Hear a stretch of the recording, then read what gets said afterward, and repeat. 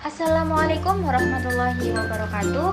Perkenalkan kami dari Universitas Muhammadiyah Purwokerto, Fakultas Ilmu Kesehatan, Prodi Keperawatan S1 semester 5 dari kelompok 4 dengan kasus penyakit Alzheimer.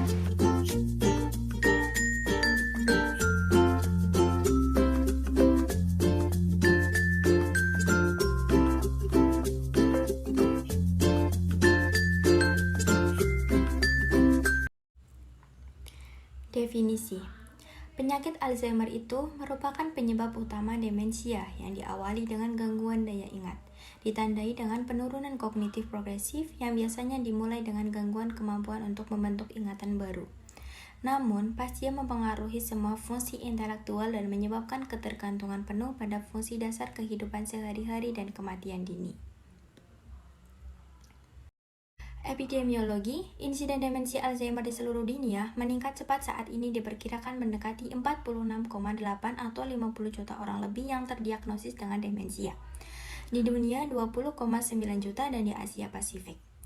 Menurut Kemenkes, prevalensi penyakit demensia Alzheimer di Indonesia sekitar 27,9% dan lebih 4,2 juta penduduk Indonesia menderita demensia. Demografi demensia Alzheimer di Indonesia banyak dilakukan di Pulau Jawa dan Bali. Prevalensi tertinggi mencapai 20%. Dan setiap 3 detik, 1 orang di dunia mengalami demensia.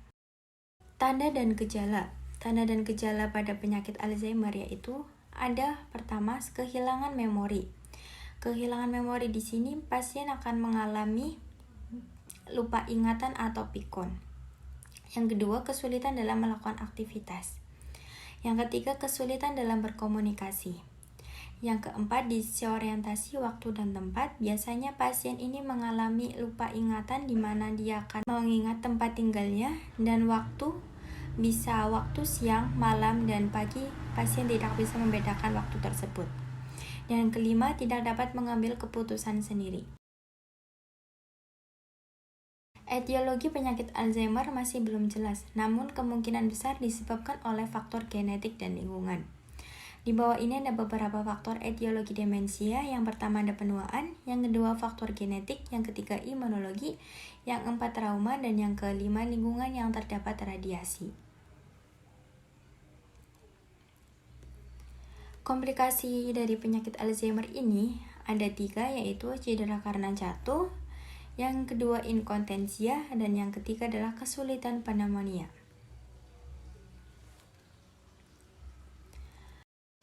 Faktor-faktor pada penyakit Alzheimer ini ada faktor predisposisi dan faktor presipitasi. Faktor predisposisi, di mana usia terutama di atas 65 tahun, memiliki anggota keluarga dengan riwayat penyakit Alzheimer, memiliki riwayat kesehatan tertentu seperti pernah mengalami cedera kepala, gangguan kognitif maupun mengidap penyakit kardiovaskular, contoh hipertensi. Dan gaya hidup yang berkontribusi terhadap penyakit Alzheimer. Jarang berolahraga, makanan yang berkolesterol tinggi dan kadar gula yang tinggi, merokok dan minum alkohol secara berlebihan. Faktor presipitasinya yaitu faktor presipitasi biologis pasien Alzheimer disebabkan karena putus obat atau berhenti mengkonsumsi obat. Ya, stresor psikologis disebabkan paling banyak adalah adanya kekecewaan dengan perubahan lingkungan tempat tinggal dan tetangga. Kekecewaan terhadap konflik keluarga, gagal membina hubungan suami istri, konflik dengan pasangan, konflik dengan saudara, konflik dengan anak. Stresor sosial budaya sebagai dari adanya masalah ekonomi. Patofisiologi. Gejala Alzheimer ditandai dengan perubahan-perubahan yang bersifat degeneratif pada sejumlah sistem neurotransmitter. Perubahan ini semakin lama akan memicu kerusakan sel otak, sehingga kerusakan sel otak akan menurunkan kadar zat kimia di dalam otak, yang menyebabkan koordinasi antar saraf otak menjadi kacau. Hal ini akan membuat penderita mengalami penurunan daya ingat dan perubahan suasana hati. Patofisiologi demensia secara luas dianggap berhubungan dengan agregasi dan akumulasi protein yang salah lipatan, disebut dengan proteinopati, atau berhubungan dengan penyakit cerebrovaskular yaitu CVD. Penyebab paling umum dari demensia awitan lambat adalah DA, diikuti oleh demensia dengan badan low DLB, demensia vaskular, dan demensia frontotemporal atau FTD. Pathway yaitu dari beberapa faktor penyebab penyakit Alzheimer itu sendiri, yaitu faktor genetik, infeksi bakteri, lingkungan, imunologi, trauma, dan kelainan neurotransmitter. Jalannya penyakit Alzheimer ini dari faktor-faktor tersebut yaitu penurunan metabolisme dan aliran darah di korteks parietalis superior. Kemudian terjadi degenerasi neuron kolikerganik dan menyebabkan kekusutan neurofibriller dan hilangnya serat-serat kolergenik di korteks cerebellum. Kemudian di bawahnya hilangnya serat-serat kolergenik di korteks cerebellum mengakibatkan kelainan neurotransmitter dan kemudian mengakibatkan asetilkolin menurun. Dari sini akan menyebabkan kerusakan otak atau organ yang bersangkutan dengan penyakit Alzheimer ini, yaitu otak. Kemudian akan mengakibatkan penurunan daya ingat, gangguan intelektual, memori, fungsi bahasa, kognitif, dan perilaku. Di sini akan menyebabkan penyakit yang muncul yaitu penyakit Alzheimer. Ditandai dengan perubahan kemampuan merawat diri yang akan menegakkan diagnosis defisit perawatan diri, dan kemudian gejala tidak mampu mengidentifikasi bahaya dalam lingkungan, disorientasi bingung, diagnosa yang diambil yaitu risiko cedera. Kemudian gejala afasia atau difasia yaitu diagnosa yang diambil hambatan komunikasi verbal dan tidak bisa menyelesaikan masalah dan mengalami lupa ingatan atau pikun. Diagnosa yang diangkat yaitu gangguan memori. Kemudian gejala kehilangan kontrol sosial, perilaku tidak tepat menyerupai anak-anak, mengambil diagnosa hambatan interaksi sosial. Pemeriksaan penunjang pada penyakit Alzheimer itu sendiri, saya mengambil 2. Di sini ada pemindaian SPECT atau PET, dan kemudian ada sinyal EEG dari pasien AD menunjukkan nilai yang lebih rendah dari pengukuran tersebut. Kompleksitas lebih rendah dibandingkan sinyal dari subjek kontrol yang disesuaikan dengan usia. Kemudian diagnosa yang mungkin muncul pada penyakit Alzheimer itu sendiri terdapat 8 diagnosa. Yang pertama, gangguan memori berhubungan dengan proses penuaan. Yang kedua, resiko cedera berhubungan dengan perubahan fungsi kognitif. Yang ketiga, yaitu defisit perawatan diri berhubungan dengan defisit kognitif. Yang keempat, gangguan komunikasi verbal berhubungan dengan iskemia lobus temporal atau frontal sekunder akibat Alzheimer. Yang kelima, gangguan interaksi sosial berhubungan dengan hambatan komunikasi sekunder akibat penyakit mental kronis. Yang keenam, perubahan pola tidur berhubungan dengan lingkungan, tekanan psikologis, kerusakan saraf, dan perubahan aktivitas.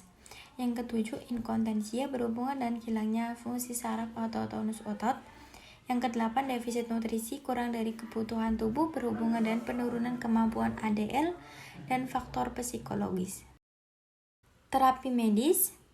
Terapi medis di sini yaitu yang pertama ada nama obat, dosis, indikasi, dan kontraindikasi. Obat rifagistikmin yaitu dengan cara topikal dengan dosis 6,5 mg tiap 24 jam. Indikasi obat ini menangani demensia akibat penyakit Alzheimer atau Parkinson dan dapat membantu meningkatkan kemampuan fungsi otak terutama dalam hal berpikir, meningkatkan daya ingat, dan tingkat kesadaran. Kemudian ada kontraindikasi, penyakit liver, penyakit ginjal, pembesaran prostat, sulit buang air kecil, dan beritahu dokter jika memiliki riwayat tersebut. Yang kedua ada donepezil yaitu berupa tablet dengan dosis 5 mg diminum 1 kali sehari. Indikasi mengobati gejala demensia Alzheimer yang sering dialami oleh orang lanjut usia, lansia. Kemudian ada kontraindikasi yaitu penyakit jantung, gangguan irama jantung, penyakit paru obstruktif kronis, asma, pembesaran prostat atau PPH, sulit buang air kecil, sulit menelan, kejang, epilepsi, penyakit ginjal, tukak lambung, atau penyakit liver. Yang ketiga ada galantamin dengan dosis awal 8 mg sekali sehari selama 4 minggu. Indikasi obat untuk meringankan gejala demensia seperti penurunan daya ingat atau kemampuan berpikir pada penderita penyakit Alzheimer. Kontraindikasi menderita asma, PPOK, gangguan irama jantung, tukak lambung, pendarahan, saluran pencernaan, epilepsi, kejang, dan penyakit ginjal atau penyakit liver. Yang keempat ada piracetam, diberikan secara suntik atau intravena dengan dosis 1,2 sampai 4,8 gram. Dengan dosis dibagi dalam 2 sampai 4 jadwal konsumsi. Indikasi dari obat ini mengatasi gangguan pergerakan miklonus cortical vertigo atau gangguan kognitif misalnya pada demensia atau penyakit Alzheimer menjadi.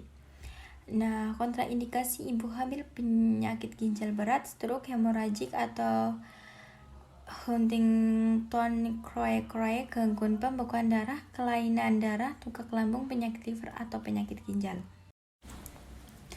Asuhan keperawatan. Asuhan keperawatan pada penyakit Alzheimer meliputi data umum pasien. Identitas pasien, nama Nyonya M, umur 65 tahun, agama Islam, alamat Wonosobo, pendidikan terakhir SMP, pekerjaan terakhir wirausaha, tanggal masuk RS 3 Oktober 2023, tanggal pengajian 3 Oktober 2023. Keluhan utama saat ini, keluarga pasien mengatakan kesulitan melakukan aktivitas rutin yang biasa karena sudah kehilangan daya ingat atau pikun. Riwayat kesehatan sekarang, keluarga pasien mengatakan pasien datang ke RS pada tanggal 3 Oktober dengan keluhan udah 1 bulan pasien mengalami kesulitan beraktivitas. Kondisi klien selama dirawat sudah kehilangan daya ingat, perhatian menurun, perilaku sosial yang menyerupai anak-anak, gelisah, dan mood pasien yang cepat berubah dari sedih menjadi gembira, kesulitan berbicara, dan sering kebingungan. Riwayat kesehatan dahulu, keluarga pasien mengatakan Nyonya M sering mempunyai riwayat hipertensi. Riwayat kesehatan keluarga pasien mengatakan bahwa ayah dari Nyonya M mempunyai riwayat penyakit dahulu yang sama. Pengkajian, aktivitas istirahat, yaitu merasa cepat lelah, siang malam tidak nyaman dan tidak berdaya.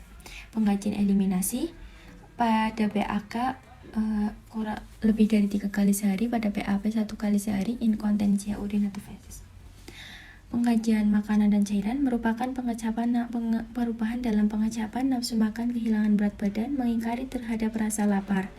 Pengkajian higien, Nyonya M terlihat tidak rapi dan kebersihannya cukup buruk. Rambut kurang bersih dan sudah berwarna putih atau uban, kuku tangan kotor tapi tidak potong pendek, pakaian dan tempat tidur tampak kurang bersih, kebiasaan mandi 1 kali sehari karena lupa ke kamar mandi. Kebiasaan mencuci rambut sekali seminggu, menggunakan sampo terkadang saja bila ada, dan lebih sering sabun mandi dipakai untuk mencuci rambut sekaligus. Pengkajian sistem sensorik, Nyonya M mengalami penurunan fungsi terhadap sensasi sensorik secara progresif dan adanya perubahan kognitif yaitu kerusakan komunikasi, afasia dan disfasia, kesulitan dalam menemukan kata-kata yang benar, terutama kata benda, bertanya berulang-ulang, atau percakapan dengan substansi kata yang tidak memiliki arti, terpenggal-penggal, atau bicaranya tidak terdengar. Kehilangan kemampuan untuk membaca dan menulis bertahap atau kehilangan keterampilan motorik halus. Pengkajian sistem motorik, inspeksi. Klien tampak mengalami perubahan dan penurunan pada fungsi motorik secara umum. Interaksi sosial. Perilaku sosial menyerupai anak-anak dan kehilangan kendali sosial, perilaku menjadi tidak tepat. Pengkajian psikososial spiritual. Adanya perubahan hubungan dan peran karena pasien mengalami kesulitan untuk berkomunikasi akibat gangguan bicara. Pola persepsi dan konsep diri yang diperoleh pasien merasa tidak berdaya, tidak ada harapan, tidak bisa menyelesaikan masalah, mudah marah, dan tidak kooperatif. Perubahan yang terpenting pada pasien dengan penyakit Alzheimer adalah penurunan kognitif dan memori atau ingatan. Analisa data. Diagnosa keperawatan yang pertama, resiko cedera berhubungan dengan perubahan fungsi kognitif. Data subjektif. Keluarga mengatakan pasien sering mengalami jatuh atau terpleset di kamar mandi. Keluarga pasien mengatakan pasien ketika berjalan sangat pelan dan gemetar. Keluarga pasien mengatakan pasien sudah mengalami gangguan penglihatan dan pendengaran. Keluarga pasien mengatakan pasien gampang marah dan gelisah. Data objektif. Pasien tampak dibantu ketika mau beraktivitas seperti ke kamar mandi dan lainnya. TTV suhu 36,5 derajat Celcius, TD 130/85, nadi 80 kali per menit, respirasi rate 22 kali per menit. Diagnosa keperawatan yang kedua, gangguan memori berhubungan dengan proses penuaan. Data subjektif. Keluarga pasien mengatakan pasien sudah mulai lupa nama sendiri dan orang sekitar. Keluarga pasien mengatakan pasien sering lupa waktu seperti hari, bulan, dan tahun. Keluarga pasien mengatakan pasien sudah tidak mampu mengingat perilaku tertentu yang pernah dilakukan. Data objektif. Klien tampak lupa cara menggosok gigi dan mandi. Tampak sering mengulangi pertanyaan. Tampak tidak mampu melakukan kemampuan yang dipelajari sebelumnya. Perilaku sosial tampak menyerupai anak-anak. Rencana keperawatan. Yang pertama, resiko cedera berhubungan dengan perubahan fungsi kognitif. SLKI tingkat cedera. Setelah dilakukan tindakan keperawatan 2x24 jam, diharapkan tingkat cedera menurun dengan kriteria hasil kejadian cedera awal 5 target 1, luka atau lecet awal 5 target 1, ketegangan otot awal 5 target 1, gangguan mobilitas awal 5 target 1, gangguan kognitif awal 5 target 1, agitas awal 5 target 1, iribilitas awal 5 target 1. Psiki, pencegahan cedera, observasi, identifikasi area lingkungan yang berpotensi menyebabkan cedera, identifikasi kesesuaian alas kaki, terapeutik, sediakan pencahayaan yang memadai, gunakan lampu tidur selama jam tidur, pertahankan posisi tempat tidur pada posisi terendah, pastikan barang-barang mudah terjangkau, diskusikan mengenai alat bantu mobilitas yang sesuai, tingkatkan frekuensi observasi dan pengawasan pasien sesuai dengan kebutuhan. Edukasi. Jelaskan alasan intervensi pencegahan jatuh ke pasien dan keluarga. Anjurkan berganti posisi secara perlahan dan duduk selama beberapa menit sebelum berdiri. Yang kedua, gangguan memori berhubungan dengan proses psikologis. SLKI, orientasi kognitif. Setelah dilakukan tindakan keperawatan selama 2x24 jam, diharapkan orientasi kognitif meningkat dengan kriteria hasil identifikasi diri sendiri awal 1 target 5, identifikasi orang terdekat awal 1 target 5, identifikasi tempat saat ini awal 1 target 5, identifikasi hari awal 1 target 5, identifikasi bulan awal 1 target 5, identifikasi peristiwa penting awal 1 target 5. Psiki, orientasi realita, observasi, monitor perubahan orientasi, monitor perubahan kognitif dan perilaku, terapeutik, perkenalkan nama saat memulai interaksi, orientasikan orang, tempat, dan waktu, berikan waktu istirahat dan tidur yang cukup sesuai dengan kebutuhan, edukasi, anjurkan perawatan diri secara mandiri, anjurkan penggunaan alat bantu misalnya kacamata, alat bantu dengar, dan gigi palsu. Anjurkan keluarga dalam perawatan orientasi realita. Catatan keperawatan. Hari Selasa 3 Oktober 2023. Yang pertama, resiko cedera berhubungan dengan perubahan fungsi kognitif. Pukul 8. Implementasi, mengidentifikasi area lingkungan yang berpotensi menyebabkan cedera, mengidentifikasi kesesuaian alas kaki, menyediakan pencahayaan yang memadai, menggunakan lampu tidur selama jam tidur, mempertahankan posisi tempat tidur pada posisi terendah, memonitor TTV, suhu 36,5 derajat Celcius, TD 130/85, nadi 80 kali per menit, respirasi rate 22 kali per menit. Memberikan edukasi pendampingan pasien saat beraktivitas, terutama saat ke WC. Yang kedua, gangguan memori berhubungan dengan proses psikologis.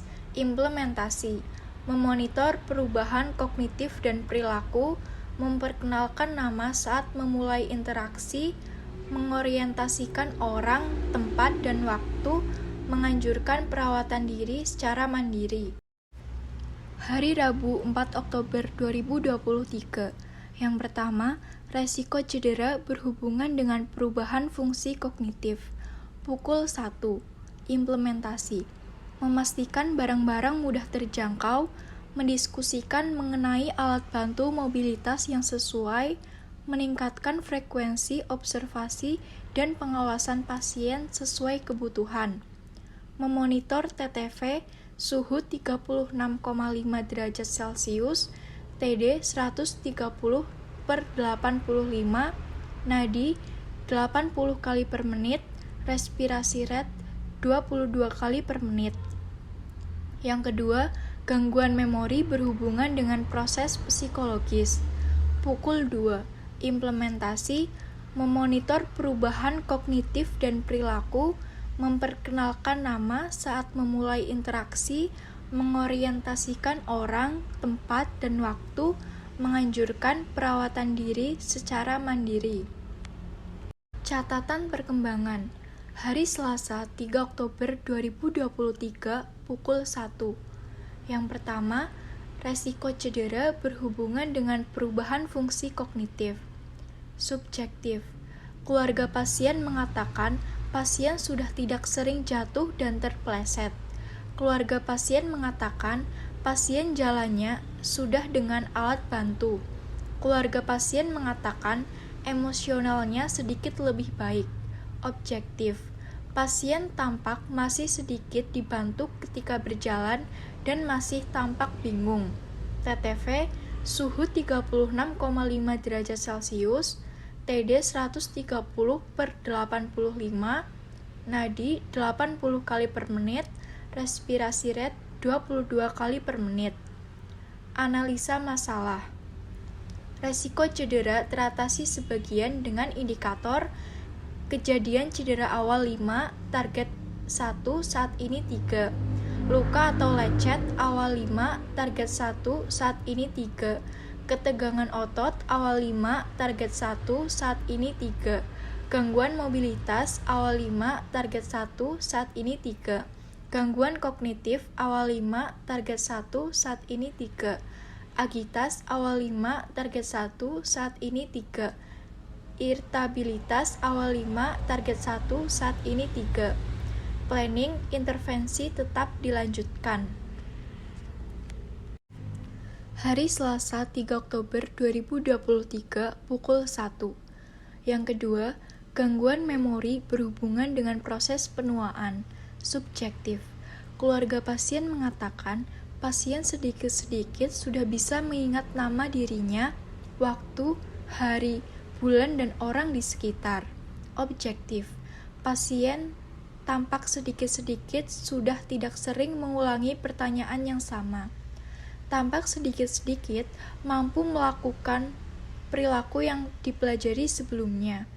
Perilaku sosial tampak lebih baik, tidak terlalu menyerupai anak-anak. TTV suhu 36,5 derajat Celcius, TD 130/85, nadi 80 kali per menit, respirasi rate 22 kali per menit. Analisa masalah. Gangguan memori teratasi sebagian dengan indikator identifikasi diri sendiri awal 1, target 5, saat ini 3. Identifikasi orang terdekat awal 1, target 5, saat ini 3. Identifikasi tempat awal 1, target 5, saat ini 3. Identifikasi hari awal 1, target 5, saat ini 3. Identifikasi bulan awal 1, target 5, saat ini 3. Identifikasi peristiwa penting awal 1, target 5, saat ini 3. Planning, intervensi tetap dilanjutkan. Hari Rabu 4 Oktober 2023 pukul 3. Yang pertama, resiko cedera berhubungan dengan perubahan fungsi kognitif. Subjektif. Keluarga pasien mengatakan pasien sudah tidak sering jatuh dan terpleset.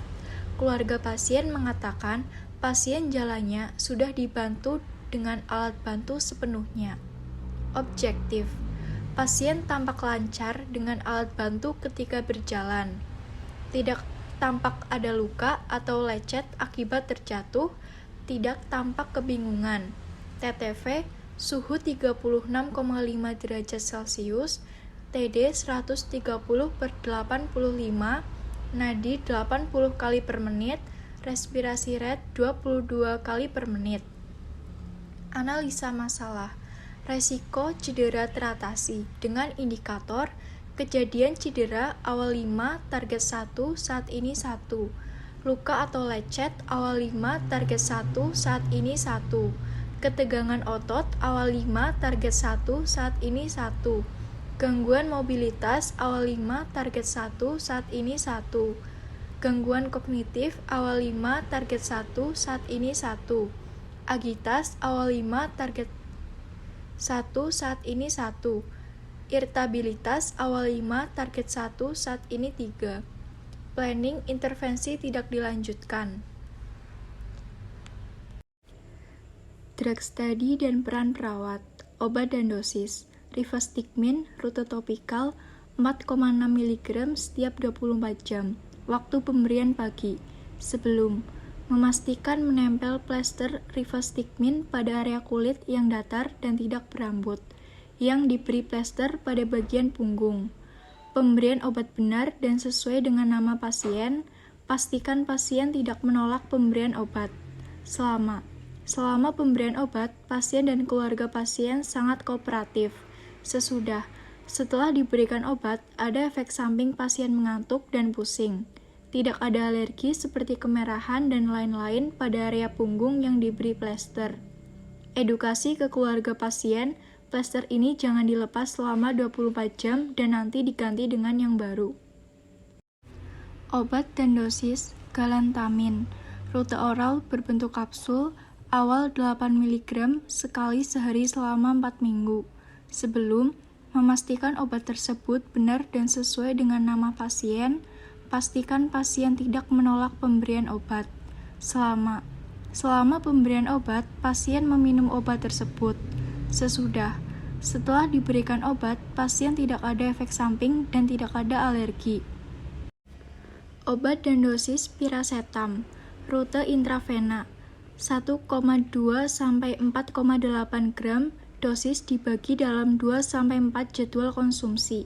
Sebelum memastikan obat diberikan dengan cara yang tepat, benar dosis, dan benar pasien. Selama pemberian obat intravena, pastikan obat masuk semuanya. Pasien kooperatif selama pemberian obat. Setelah pemberian obat, tidak ada efek samping, tidak ada alergi seperti kemerahan, bintik-bintik, dan lain-lain.